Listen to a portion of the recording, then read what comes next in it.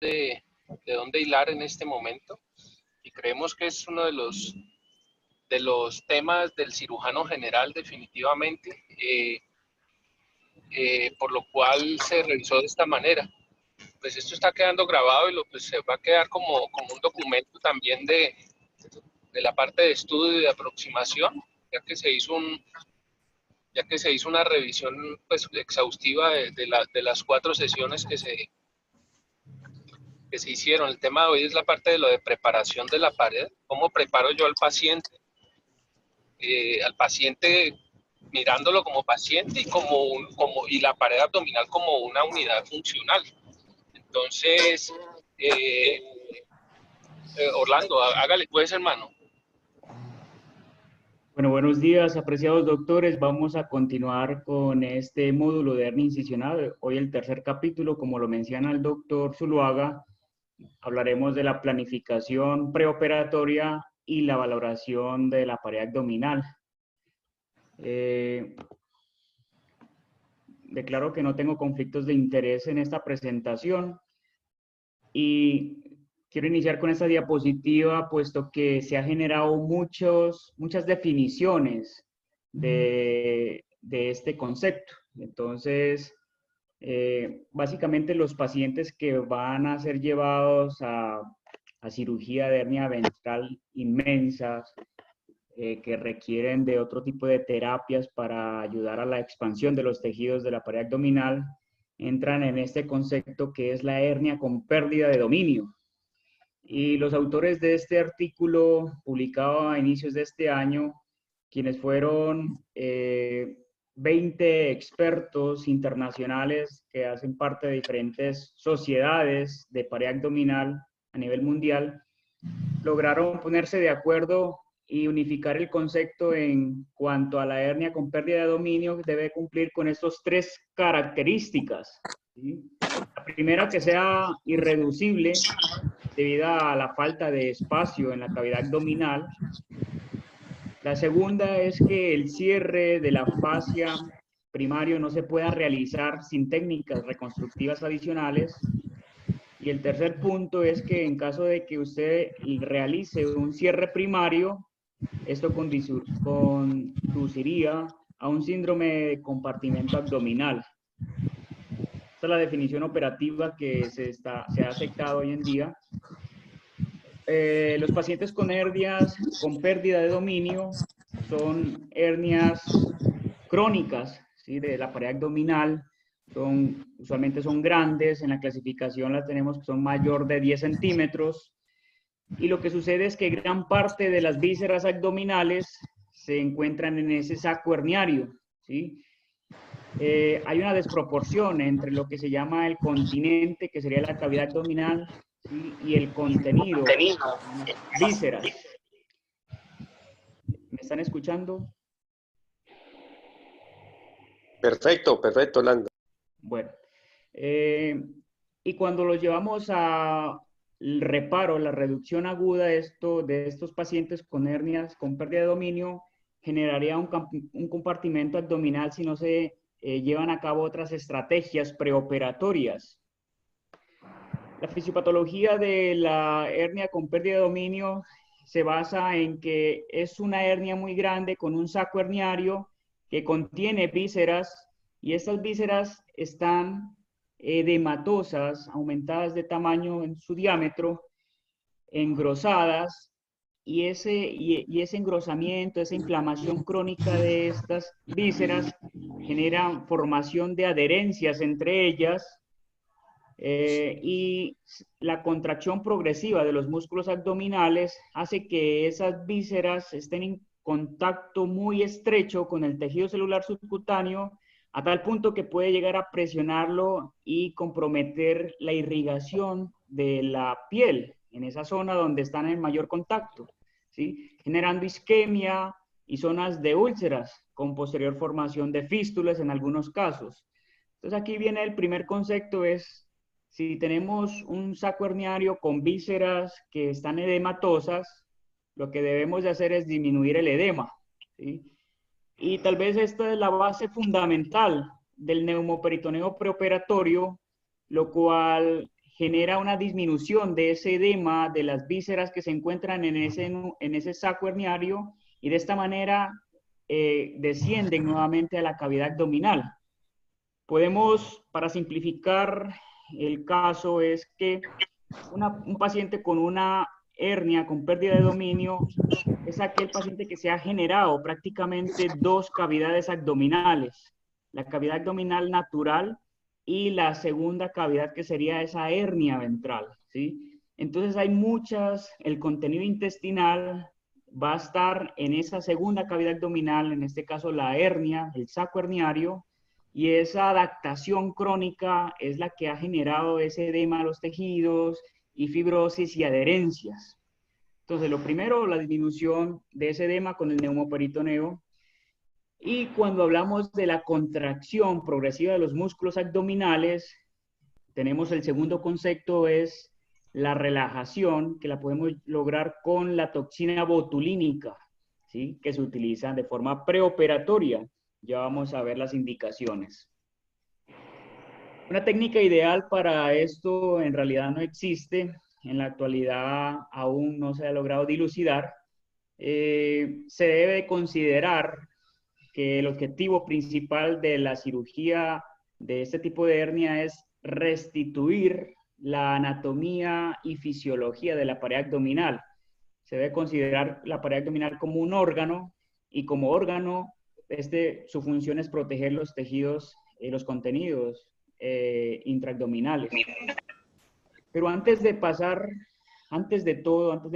a definir qué paciente es el que se va a beneficiar de cierto tipo de método preoperatorio, debemos de clasificar y estadificar adecuadamente esta hernia. Esto ya lo hemos visto en las clases previas, pero quería recordarles la clasificación de la hernia incisional ventral, ¿sí? Que la podemos definir como pequeña, W1 menor a 4 centímetros, mediana de 4 a 10 centímetros y las grandes que son mayores de 10 centímetros o donde hay pérdida de dominio. Una vez hemos clasificado la hernia como pequeña, mediana o grande, vamos a estadificar el riesgo del paciente. Hay unos factores inherentes al individuo y otros factores operativos, ¿sí? Que dependen del tipo de técnica quirúrgica, si utiliza refuerzos con mallas o si utilizó una técnica más avanzada de reconstitución de la pared abdominal. Entonces, todo esto es un riesgo, esto es una cadena donde debemos de sopesar riesgo-beneficio, ¿sí? Porque existe un riesgo de usted no operar al paciente con una hernia incisional, ¿sí?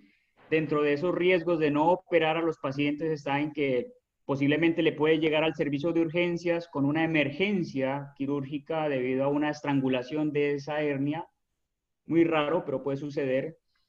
Riesgo de que el paciente incremente el dolor, ¿sí? Y que aumente el tamaño de ese defecto herniario.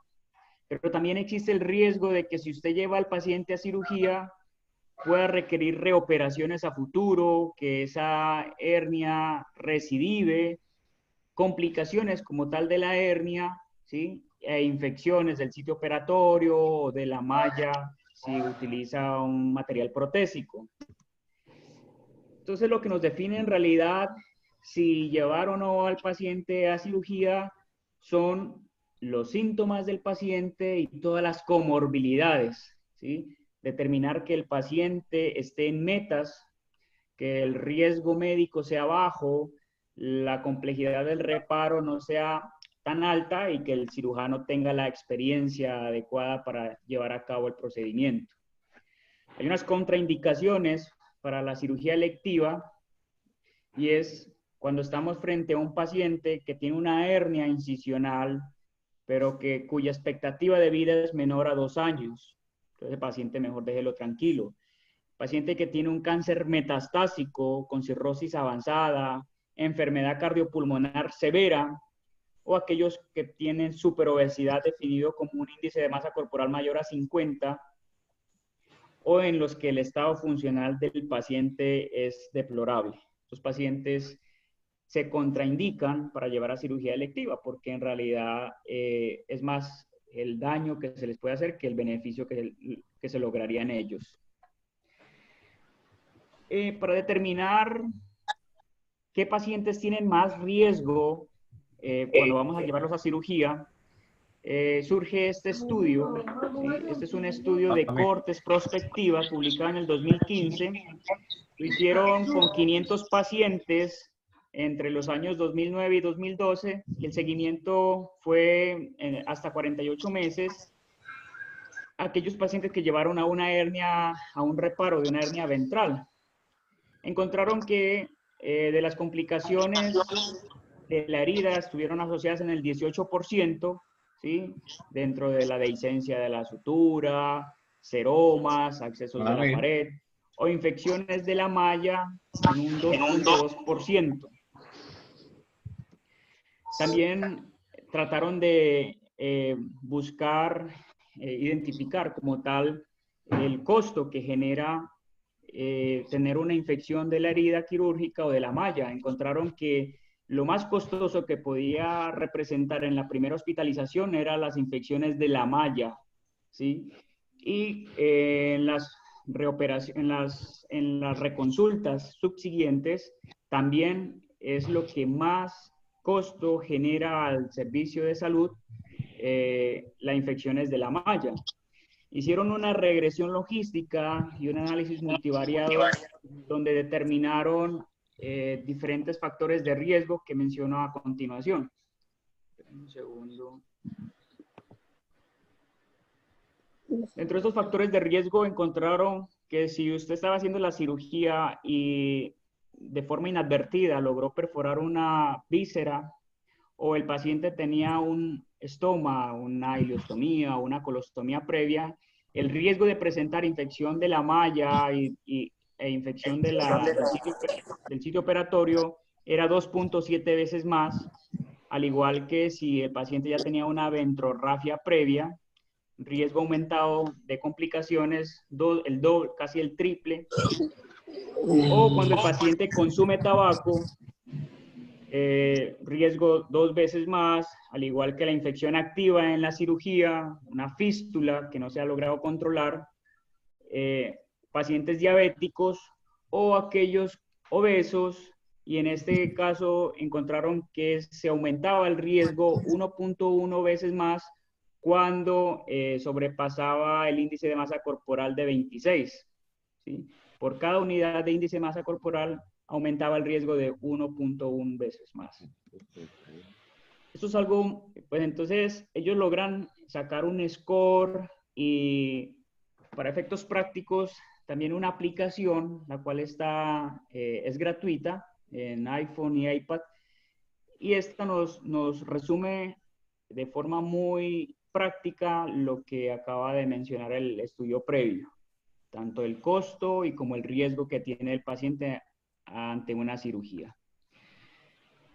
Entonces, cuando ya hemos determinado esos factores de riesgo, lo que debemos de hacer es una optimización prequirúrgica, ¿sí? Sabemos que los pacientes con alto riesgo, pero con una expectativa de vida larga, se deben de llevar a una optimización. No pasa eso con los pacientes con una expectativa de vida corta. A esos pacientes se les debe indicar manejo no operatorio, ¿sí? Y lo fundamental, la clave de esto está en reducir ese riesgo de la cirugía. ¿Y cómo lo logramos? Básicamente con estos 3 componentes, que son en los que más se ha trabajado. La condición física, el estado metabólico y el tabaquismo. Trabajar en esos ha demostrado disminuir la morbilidad en el posoperatorio de estos pacientes. En cuanto a la condición física y la pérdida de peso,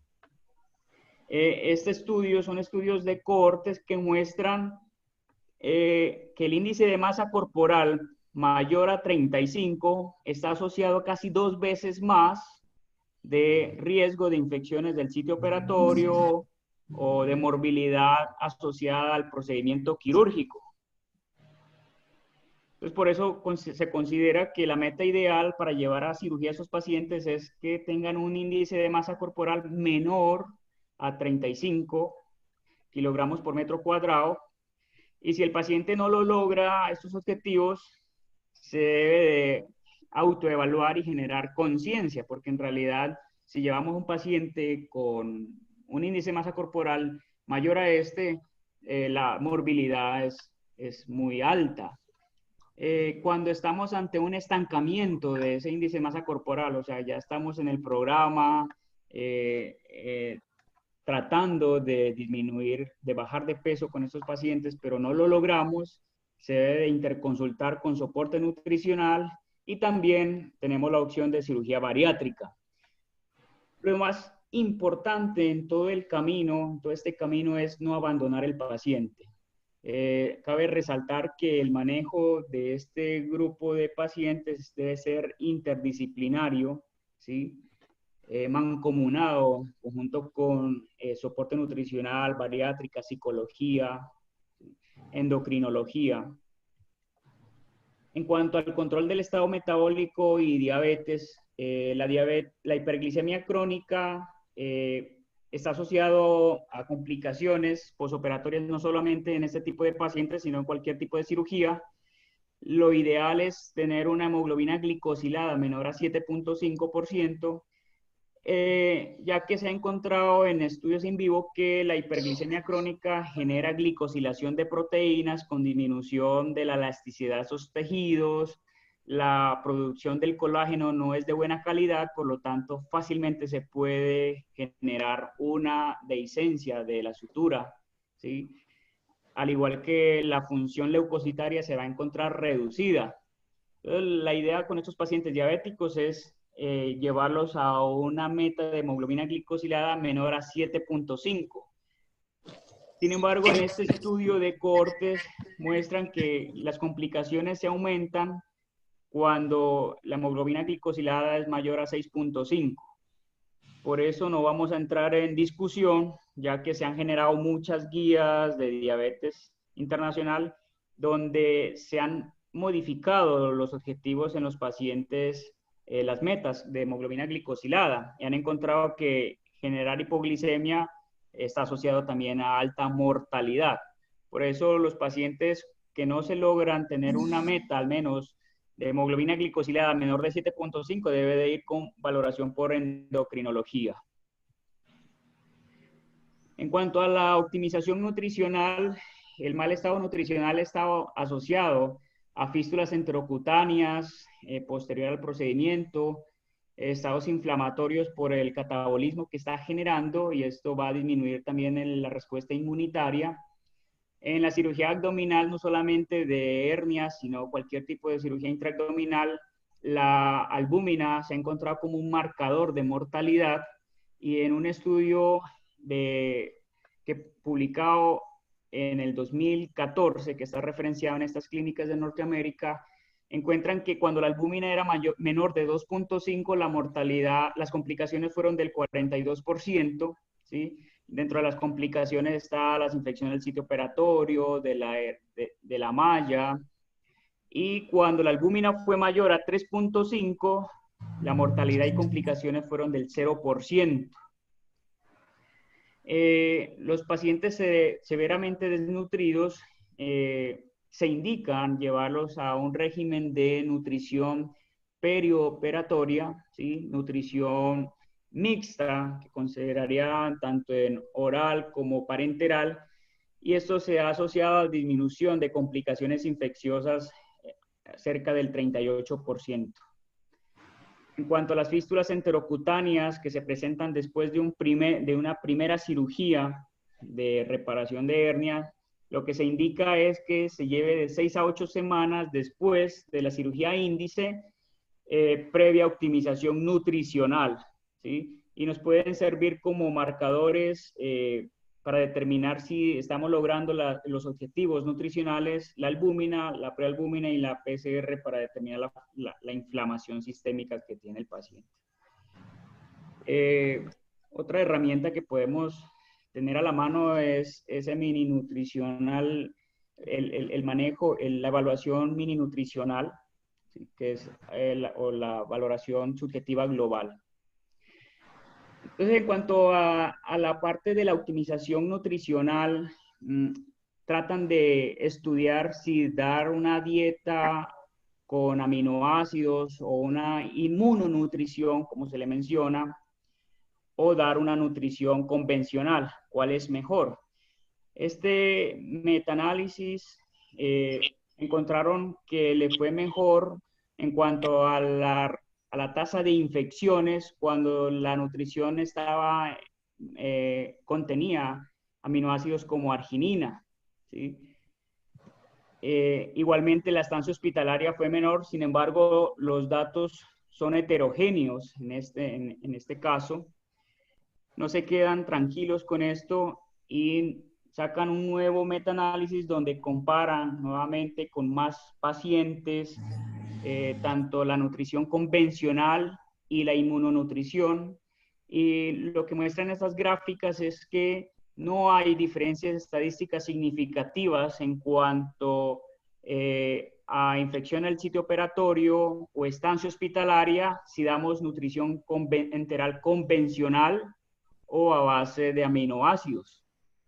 Entonces, lo importante, lo interesante de esto es que debe de nutrirse al paciente antes de llevar a cirugía. Que cómo lo hace, de la forma convencional o con inmunonutrición, pero lo ideal es que se tenga un perfil nutricional previo óptimo. En cuanto al tabaquismo, si bien es conocido por todos, el tabaquismo en estos pacientes disminuye el aporte de oxígeno hasta en un 15%, la agregación plaquetaria se disminuye en un 20%, la función leucocitaria se encuentra disminuida en un 50% y la producción de colágeno por parte de los fibroblastos va a estar alterada y es de mala calidad. Por lo tanto, el tabaquismo activo está asociado a morbilidad e infecciones. Y en este estudio lo que tratan es de identificar cuántas veces, cuál es el riesgo de que si usted tiene tabaquismo activo y lo lleva al paciente el paciente con tabaquismo activo es llevado a cirugía, tiene un chance de complicaciones desde 1.3 a 2.4 veces más. Y en este otro estudio lo que hacen es comparar pacientes con tabaquismo activo y pacientes que se los llevó a cirugía, pero se les indicó suspender el tabaco o fumar cigarrillo en las últimas 4 semanas, ¿sí?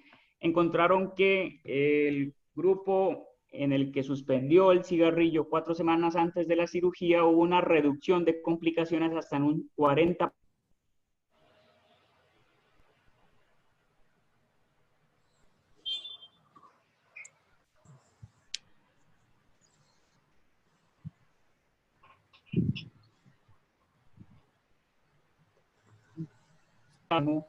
Y para esto han surgido múltiples opciones, una de ellas la terapia de reemplazo con nicotina.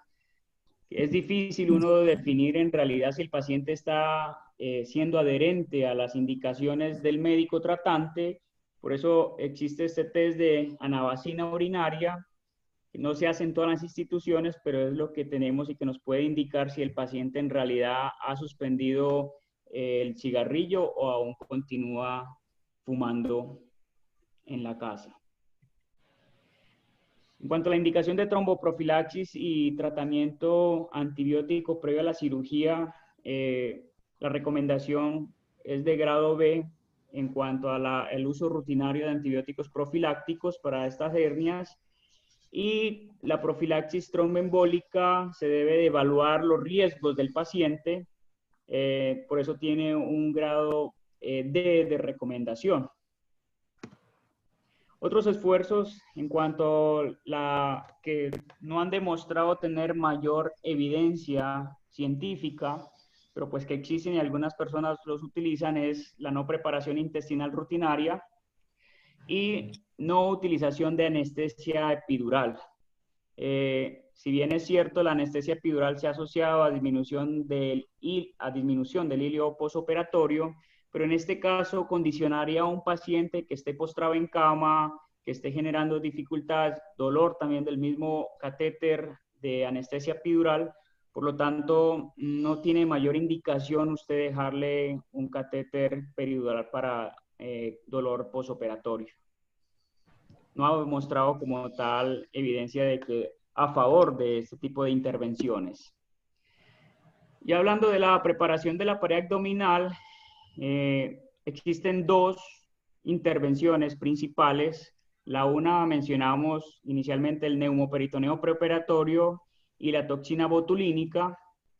En cuanto al neumoperitoneo preoperatorio progresivo, el objetivo principal de la utilización de este es disminuir la aparición del síndrome compartimental abdominal en el intraoperatorio o en el posoperatorio inmediato, ¿sí?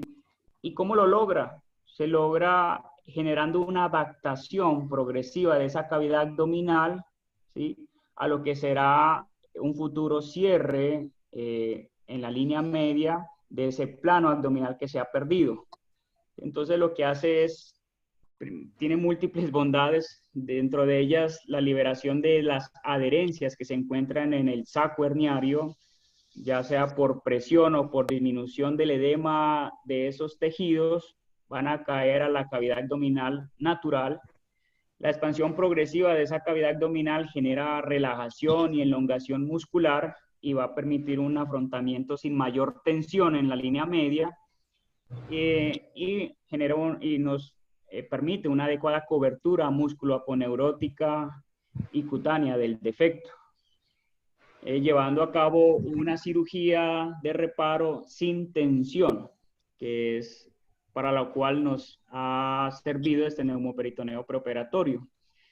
¿Qué pacientes estaría indicado realizarles neumoperitoneo preoperatorio? Entonces, describen pacientes con hernias grandes, en las que grandes estamos hablando de mayores a 10 centímetros, como lo describe la clasificación, o pacientes que cuando realizamos diferentes índices, dentro de esto está el índice de Tanaka, uno de ellos, si nos da el punto de corte que toman ellos de 25%, estaría indicado neumoperitoneo preoperatorio.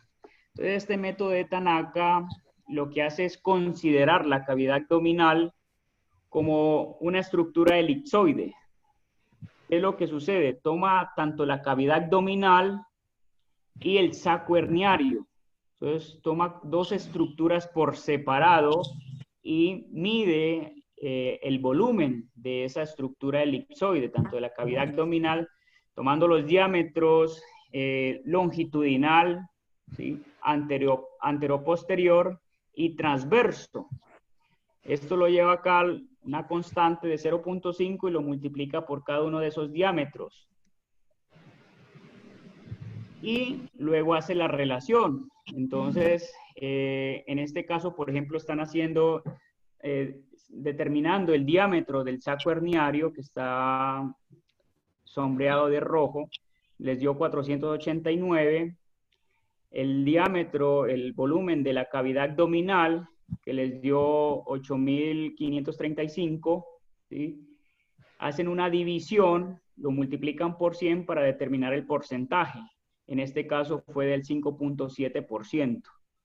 Entonces, el punto de corte para definir que estamos ante una hernia con pérdida de domicilio valorado por tomografía es del 25%. Este estudio publicado en este año, donde, que ya lo mencioné previamente, donde los expertos se reunieron y encontraron que este método de SAVAK, que es otro método cuyo punto de corte es del 20%, consideran que es más sensible y específico y que se puede adaptar mucho más a la cavidad abdominal, porque encontraron que cuando utilizan el método de Tanaka, se pierde la relación y pierde tal vez la sensibilidad cuando el volumen de ese saco herniario es mayor del 50%. Entonces, por eso los expertos en este año indicaron que el método de ahora en adelante utilizar es el de SAVAK. ¿Y en qué consiste? Igualmente lo que hacen es determinar el volumen del saco herniario. No, es que él se fue de dentro. Determinan el volumen de la cavidad abdominal, ¿sí?, pero no lo toman por separado cada uno, sino que lo suman, ¿sí?, a lo que le llaman el volumen peritoneal total, que sería el volumen peritoneal total la suma de ese volumen de la cavidad abdominal con el volumen del saco herniario. Entonces, en el lado derecho, perdón, en el lado derecho ustedes encuentran acá que están tomando en el numerador el volumen del saco herniario, en el denominador el volumen de la cavidad abdominal más el volumen del saco herniario, y ese resultado lo multiplican por 100, y el punto de corte, ¿sí?, es mayor al 20%. Cuando es mayor al 20% ese defecto herniario, entonces consideramos que estamos ante una hernia con pérdida de dominio. Acá hago el ejemplo, entonces toman el mismo ejemplo previo. Si tomamos el volumen del saco herniario de 489 sobre el volumen de la cavidad abdominal más el volumen del saco herniario, nos da un porcentaje herniado de 5.4, que en realidad no varía mucho con Tanaka, pero cuando el porcentaje del saco herniario es mayor del 50%, esta fórmula, este método de Savak es mucho más sensible y específico, y es lo que indican los expertos. Entonces, el neumoperitoneo preoperatorio, ¿cómo se realiza?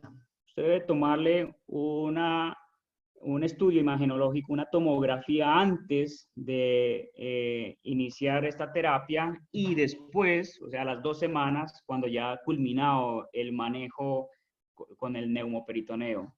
Se introduce un catéter pigtail o un catéter venoso central a la cavidad abdominal. Solo puede ser guiado por ecografía o tomografía, y consiste en estar insuflando diariamente durante 2 semanas de 500 a 1000 mililitros de aire. Tiene que tener especial cuidado con la presión intraabdominal, no ir a sobrepasar de 15 milímetros de mercurio. Lo ideal es que se esté haciendo mediciones de esta presión intraabdominal, ¿sí?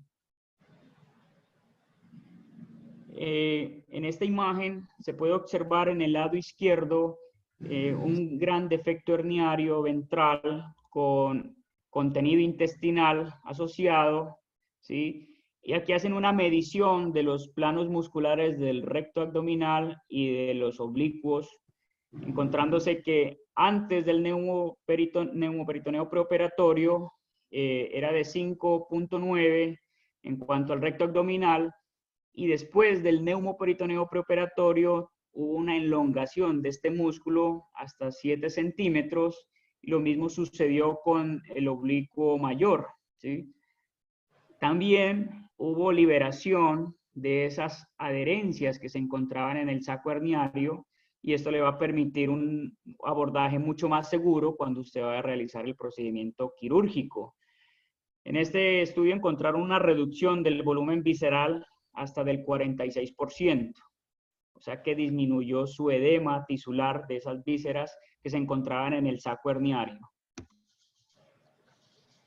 Entonces, las indicaciones para realizar neumoperitoneo preoperatorio son aquellas hernias mayores de 10 centímetros, con sacos irreductibles o donde hay pérdida de domicilio. Hay unas indicaciones relativas, es en aquellas hernias grandes recidivantes, donde ha existido mallas infectadas, o en situaciones donde no se recomienda usar prótesis, y lo que usted va a realizar es un afrontamiento en la línea media, ¿sí? Sin utilizar una malla. Contraindicaciones para el neumoperitoneo preoperatorio: la edad avanzada, ¿sí? Mayores de 80 años, enfermedades descompensadas. Va a complicar un poco más el panorama en estos pacientes si utilizan neumoperitoneo preoperatorio, por eso al paciente se lo debe llevar en condiciones óptimas. Y si usted ya ha iniciado el neumoperitoneo preoperatorio y el paciente comienza a presentar disnea o lesiones cutáneas secundarias a la isquemia por la distensión abdominal que genera, en ese momento está indicado suspender el neumoperitoneo progresivo. La otra terapia utilizada es la toxina botulínica, y básicamente lo que hace esta es, aquí muestro en la gráfica A, la acción normal que ejerce la acetilcolina en el espacio sináptico y en sus receptores, generando la contracción muscular. Pero cuando se le agrega toxina botulínica, lo que va a hacer es evitar esa degranulación de esos neurotransmisor tipo acetilcolina al espacio presináptico, de tal manera que los receptores de acetilcolina van a estar libres y no va a haber un efector sobre la fibra muscular o la placa neuromotora.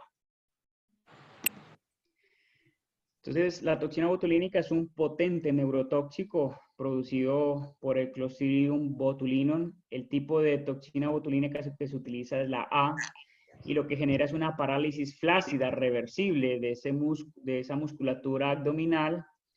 El efecto máximo se ve a las 2 semanas y puede durar entre 4 a 6 meses. Entonces lo que hace es acondicionar esa pared abdominal para llevarla a la plastia abdominal y hacer un cierre sin mayor tensión. Disminuye además la retracción lateral de la musculatura y permite el avance de colgajos laterales sin mayor dificultad en cuanto a generar debilitación, como tal debilitar estos planos anatómicos, ¿sí? Entonces, lo más importante es que no debilita la pared abdominal de forma permanente, la toxina botulínica, y por el contrario le permite una elongación muscular y llevar un cierre en la línea media sin mayor tensión. No hay una dosis estándar, esas son las marcas comerciales que se presentan. Acá en Colombia hay otras que también recomienda el INVIMA, que están aprobadas por el INVIMA, pero en términos generales la dosis varía de 200 a 400. ¿Sí? En nuestro hospital se utiliza 200 en cada lado de la pared abdominal, o sea 400 en total, y lo que se recomienda es que se aplique en los 3 planos musculares, guiado por ecografía, tanto en el oblicuo externo, el oblicuo interno y el transverso abdominal. En esta imagen se puede observar los 3 planos musculares y la aguja ingresando a este plano de la cavidad abdominal, y en 3 sitios donde se debe de puncionar, ¿sí? En 3 sitios en cada lado, o sea, en total serían 6 puntos donde se inyecta en la pared abdominal. Y lo hace entre los planos que se encuentran entre la línea medioclavicular y la línea axilar anterior. Entonces son 3 puntos en los que se va a inyectar del lado derecho y 3 puntos del lado izquierdo. También se ha utilizado en hernias inguinales con pérdida de domicilio, ¿sí? Y en estas imágenes lo que se puede evidenciar en la imagen antes de la aplicación de la toxina, obsérvese el plano muscular de 8 centímetros aproximadamente, y cuando se le ha aplicado la toxina botulínica, este plano muscular aumentó de longitud hasta 10.1 centímetros. Lo mismo sucede con el espesor, ¿sí? O sea, con el grosor de ese plano muscular que disminuye después de la aplicación de la toxina botulínica. En este caso, en la figura A era de 3.87 y 4 semanas después de habérsele aplicado la toxina botulínica se encuentra en 2.3. Esto para efectos prácticos lo que va a generar es una adecuada movilidad de esos planos musculares, se elongan a tal punto en que permiten un cierre sin mayor tensión en la línea media. En este metaanálisis lo que hacen es comparar tanto el neumoperitoneo preoperatorio y la toxina botulínica y otros expansores de tejidos. Fueron 21 estudios. 269 pacientes se les aplicó neumoperitoneo preoperatorio y el cierre primario de esa fascia se logró en el 84%. Hubo una recurrencia a 48 meses del 7% de esos pacientes y en 124 se tuvo que utilizar malla. Las complicaciones como tal fue el enfisema subcutáneo, infección del sitio operatorio, pero cuando utilizaron toxina botulínica pues son pocos los pacientes en los que se utilizó porque es un poco más costoso este tipo de terapia. El cierre primario de esa fascia se logró en el 100%, ¿sí? El cierre como tal, sin requerimiento de malla ni de otro tipo de separación de componentes, fue en el 34%. El 51% se le hizo separación de componentes anteriores y el 13% Rives estopa. No se reportaron complicaciones durante los 48 meses de seguimiento. Bueno, entonces, en cuanto al aumento del volumen de la cavidad abdominal, como ya mencioné, tenemos diferentes estrategias, pero también tenemos la separación de componentes anterior o posterior que puede aumentar ese volumen de la cavidad abdominal hasta un 6%. Cuando se utiliza toxina botulínica, puede aumentar el volumen de la cavidad abdominal hasta un 20%, y cuando se utiliza neumoperitoneo preoperatorio, lo hace hasta en un 40%. ¿Sí? Y lo interesante es que un 35% de los defectos mayores de 15 centímetros siempre van a requerir separación de componentes tanto anterior o posterior. En resumen, antes de todo, antes de embarcarse en el manejo de estos pacientes, se debe clasificar y estadificar adecuadamente al paciente. Si consideramos que se indica cirugía en pacientes con alto riesgo, debemos optimizarlos prequirúrgicamente, como lo mencionamos, con la condición física y la pérdida de peso.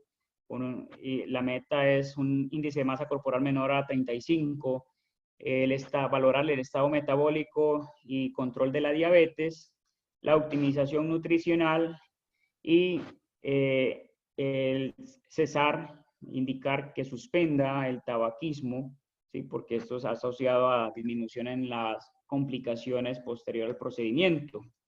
Ya cuando vamos a hacer la preparación de esa cavidad abdominal, tenemos las dos opciones que son el neumoperitoneo preoperatorio, la toxina botulínica, como lo mencionamos, o la separación de componentes en menor medida. Pero lo que quería comentarles, escucho comentarios y sugerencias.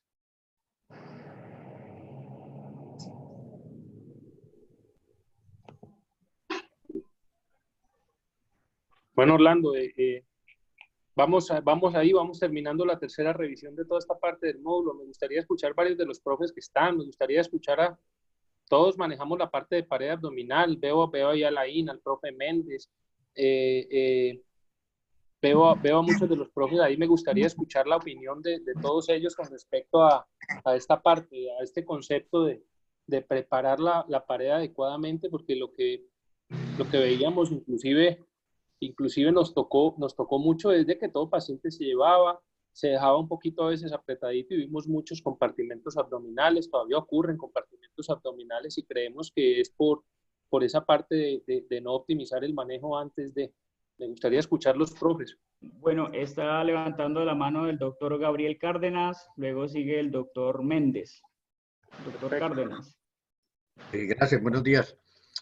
No, excelente tu revisión. Me parece que es lo que actualmente se debe considerar para la evaluación tanto pre como el proceso de rehabilitar estos casos tan complicados, porque son casos bien en extremis frente a toda la condición metabólica y general del paciente. Yo pienso que, pues desafortunadamente, no sé, Mauro, la toxina botulínica qué tanto costo tiene, pero es ideal tenerla. Y obviamente hay que usarla siempre y cuando tengamos las condiciones. Yo no sé qué tan factible es en nuestros medios si se está actualizando con las GPS y las autorizan en forma práctica. Hay algo que a mí siempre me ha preocupado, que les comento, pues como experiencia personal. Cuando he tenido estas posibilidades, una de las razones por las cuales yo he tenido la posibilidad de tener mayor facilidad en cierre de la pared ha sido la resección del aumento. Con frecuencia encuentro un gran delantal mental, que entre otras cosas está medio fibrótico y medio isquémico, porque ha estado encarcelado toda la vida y prácticamente ha perdido su componente. Y creo que la mayoría de las veces por eso es que no se presenta una obstrucción intestinal aguda, que eso sería otro paseo, porque cuando uno opera estofagantes agudos sí se vuelve un problema. Tendría que derivar uno la corrección de la dentación para un tiempo secundario como un control de daño, mejor dicho. Pero sí he encontrado inclusive en hernias inguinal-escrotales grandes que el gran componente de la herniación es un delantalo mental. Y yo honestamente pues, no tengo literatura de respaldo, pero el hecho de resecar el aumento te ayuda muchísimo a no tener que reducir todo este contenido que está afuera y aumentar la presión intraabdominal. Se reseca el aumento, se hace una mentectomía y he sacado 1 kilo, sin exagerar, porque es pura grasa isquémica, fibrótica, que entre otras cosas si uno la devuelve es muy probable que eso genere mucho más adherencias, pero no sé si encontraste en la literatura a alguien que tenga eso escrito o que lo considere dentro de las apreciaciones combinatorias que uno pueda tener. Eso era lo que quería comentar. Gracias. Dentro de lo revisado y las guías que mencioné, no describen la aumentectomía parcial como un método para disminuir el riesgo de síndrome de compartimento abdominal intra o en el posoperatorio inmediato. Ahí quiero aportar, profe Cárdenas, que usted ha tocado un tema que es como cardinal, que nos da susto a todos, ¿sí? Sobre todo en los pacientes superobesos, con pacientes que tienen pérdidas de domicilio, y no solo hablan de aumentectomías, porque sí lo hablan como una de las estrategias para disminuir el compartimento, sino que hablan de resecciones viscerales, y estamos hablando de hacer colectomías casi totales. El grupo del doctor Parra Dávila en Miami fue uno de los que empezó haciendo resecciones viscerales, lo que a uno le produce muchísimo escozor para cerrar una pared, porque estamos entrando por una patología casi de origen benigno para terminar casi en una posible complicación por una filtración, y ya son dos cosas las que hay que valorar. Entonces, profe, ya hay artículos y literatura con respecto a resecciones multilaterales, y la parte de la aumentectomía total se convierte en una de las herramientas en el momento de cerrar pacientes que tengan complejidad para la parte del cierre. Usted habló de la toxina botulínica y precisamente esa es una de las cosas que se quiere evitar. Lo ideal en este momento es que hacer o separación anterior de componentes con los que tengan algún tipo de comorbilidad, o hacer idealmente separaciones posteriores tipo Rives Estopa, o si hay que irse más lateral, hacer la transección del transverso, que se llama la técnica TAR. Ajá. Entonces hacia eso va todo. Cuando tú relajas la pared abdominal, le ponen neumoperitoneo, ya casi el 30% relaja la pared abdominal, y la gran mayoría de los pacientes cierran en el momento de tomar la decisión ya final de eso. La toxina botulínica se consigue, profe, hay que llenarle el MIPRES tan harto de llenar por muchísimos, pero cuando ya se vuelve costumbre llenarlo, se consigue. La ampollita de 200 unidades internacionales normalmente que se consigue es el Disporo o el Botox, vale como 800.000 pesos, profe, y con una ampolla de 200 se pueden colocar 200 en cada lado sin ningún tipo de problema, guiado por ecografía, ojalá. Y nosotros ya en el hospital hemos colocado como 10 toxinas botulínicas y definitivamente sirve. Neumoperitoneos pooperatorios solo hemos tenido un paciente que nos terminó haciendo un tromboembolismo pulmonar.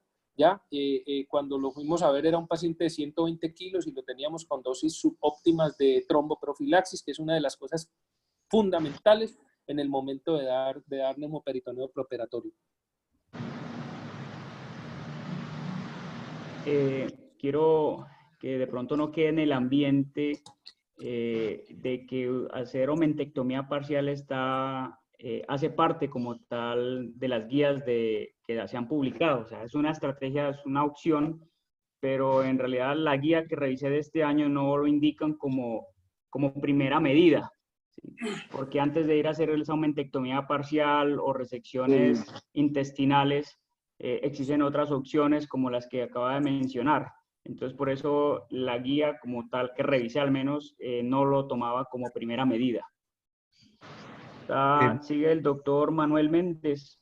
Perdón, te termino un comentario chiquito.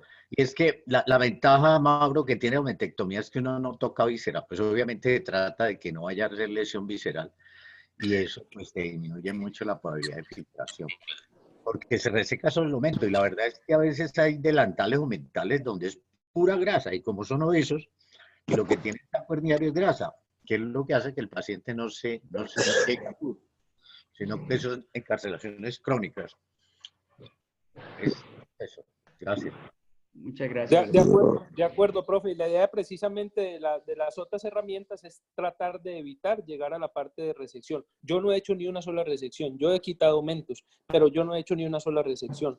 Sí, me da mucho temor ver lo que ya hacen en otros lados de hacer colectomías, porque el órgano principal para retirar es el colon y quitan colon derecho transverso descendente y hacen una anastomosis del ilion a la parte del recto superior. Eso suena, no sé, no, todavía no lo es. Exactamente, es demasiado agresivo, sí señor, sí señor. De acuerdo. Perfecto. Continúa el doctor Méndez con la palabra. Sí, muchas gracias. Felicitar al doctor Arévalo, al doctor Zuluaga, porque pues, están haciéndonos una revisión muy completa de esta patología. Y pues quería preguntar, una vez hace uno la clasificación y estadificación del paciente, ¿cuál sería el orden? Toxina botulínica primero, neumoperitoneo después, ¿y qué criterios tendría uno para decir, bueno, ya es tiempo de hacer la cirugía o voy a esperar o qué tengo que hacer? Si hay alguna medición objetiva de eso. Orlando, hágale, que esa se la sabe usted, hermano. Bueno,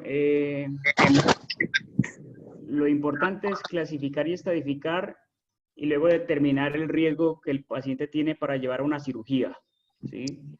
Esto es una cadena de eslabones. Cuando usted, para clasificar y estadificar, usted debe tomar una imagen, ¿sí? Y con la imagen usted determina si estamos ante una hernia con pérdida de domicilio o no, si ese paciente va a requerir neumoperitoneo preoperatorio, una estrategia para llevar afrontamiento de esos tejidos a la línea media sin mayor tensión. En el caso de que usted considere que se trata de una hernia con pérdida de domicilio y que va a requerir neumoperitoneo o toxina botulínica, entonces el paso a seguir es determinar las comorbilidades. El paciente en realidad se beneficia de la cirugía, lo que mostraba, el riesgo supera el beneficio, sí o no. ¿Sí? Si es un paciente que tiene un riesgo, ¿sí?, moderado, pero que se puede modificar y el paciente se va a beneficiar de la cirugía, no tiene ninguna contraindicación, entonces se debe optimizar prequirúrgicamente. Y esto lo hace... Orlando, para redondear la pregunta del profe Méndez, y es muy claro, el diámetro que importa en el momento de abordar una hernia ventral es el diámetro transverso, no el diámetro longitudinal. Yo puedo tener incisiones hipopúbicas y tener separación de los rectos abdominales, que es lo que me hace la complejidad de la hernia ventral, menores a 5 centímetros, ¿sí? Y eso probablemente no va a necesitar absolutamente ningún tipo de prehabilitación. Esos pacientes se llevan sin ningún tipo de problema a la parte de cirugía. El problema son los pacientes que tienen más de 10 centímetros de diámetro transverso. Ya esos pacientes ya se consideran hernias o defectos grandes. ¿Cuáles son los candidatos para colocar? Entonces, en el orden se llama toxina botulínica de primero y neumoperitoneo preoperatorio de segundo. La toxina botulínica, por lo que vimos en las dos diapositivas que puso Orlando allí, ¿sí?, actúa haciendo relajación muscular y atrofia muscular que no es definitiva, sino que es parcial, ¿sí? O sea, transitoria. Entonces, se coloca siempre 4 semanas antes de la cirugía. O sea que el día cero para empezar el planeamiento quirúrgico con respecto a la parte de rehabilitación es precisamente eso. Entonces, llevar el paciente, colocarle la toxina botulínica, a los 15 días de acuerdo a la separación, si tiene más de 10 centímetros, póngale el catéter de neumoperitoneo y insúflele más o menos 10 cc por kilo, que es más o menos el promedio durante 2 semanas, para luego llevar el paciente a cirugía. ¿Sí? Pacientes que tengan comorbilidades deben ir todos estudiados con ecocardiograma y pruebas de función pulmonar, absolutamente todos, ¿ya? ¿Por qué? Porque lo que vamos a hacer es que lo vamos a someter a un estrés fisiológico al cerrar la pared abdominal, la pared abdominal como un órgano, ¿ya? Entonces, más o menos ese es como la parte de mirar. Te llegó el paciente, tiene 60 años, por un antecedente de un abdomen abierto por una enfermedad diverticular complicada, se le hizo colectomía, se anastomosó, estuvo hospitalizado. ¿Cuándo operar a un paciente de esos? Lo ideal es operarlo después de los 6 meses y ojalá un año. ¿Por qué? Porque el síndrome adherencial ha disminuido. La respuesta inflamatoria del síndrome adherencial por el abdomen abierto ha mejorado muchísimo. ¿Sí? Tratar de no operarlos, no operarlos muy rápido. ¿Por qué? Porque pues, el riesgo de adherencias, riesgo de perforaciones, y la evidencia nos lo dice así de esa manera, ojalá después de los 6 meses en ese tipo de pacientes. Entonces, ese tipo de pacientes, la parte del estudio, toda la parte pre del estudio, pruebas de función pulmonar, ecocardiograma, empezar la parte de rehabilitación pulmonar, mejorar la parte del estado físico, lo mostró Orlando en los metaanálisis, es fundamental, ¿sí? Y si el paciente tiene más de 10 centímetros de diámetro transverso, no longitudinal, transverso, ya es una hernia compleja, ¿sí? Que va a requerir la parte de la prehabilitación. ¿Qué es lo ideal? Todo paciente tratar de dejarlo en un Rives estopa para no los compartimentos laterales, para no tratar de comprometerlos, que es el TAR o la disección lateral de la parte del transverso. Ese es más o menos como el plan de hacer en ese tipo de pacientes. Gracias, Doc. ¿Podría ampliarme un poquito la técnica para el neumoperitoneo? Si usa el laparoscopio. No, profe, la técnica de neumoperitoneo, Sí. Normalmente se utiliza el punto de Palmer. El punto de Palmer es un punto que utilizamos, ¿sí? Para hacer los abordajes en cirugía laparoscópica cuando tenemos incisiones o cicatrices de línea media, porque es el punto de la cavidad abdominal que menos tiene adherencias, ¿ya? Y lo que se hace es eso, ¿sí? Se hace con una aguja de Verres convencional, ¿ya? Y se coloca. Se puede hacer por guía ecográfica o tomográfica, ¿sí? La literatura, salió un estudio donde se veía que había más complicaciones cuando se hacía por imagen que hacerlo con una técnica de Seldinger convencional, colocando la aguja de Verres en ese sitio. El punto de Palmer es subcostal, con línea medio clavicular, 2 centímetros debajo del reborde subcostal. Ese es el punto de Palmer.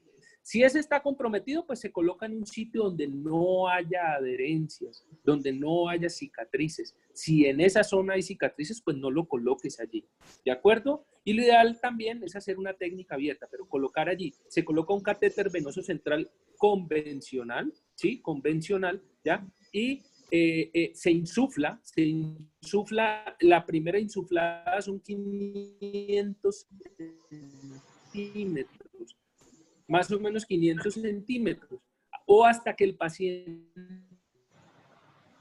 tolere. Después de esos 500 centímetros se lleva a radiografía, y en la radiografía ya vamos a ver la neumoposición. Si se coloca bajo guía verificó en ese momento.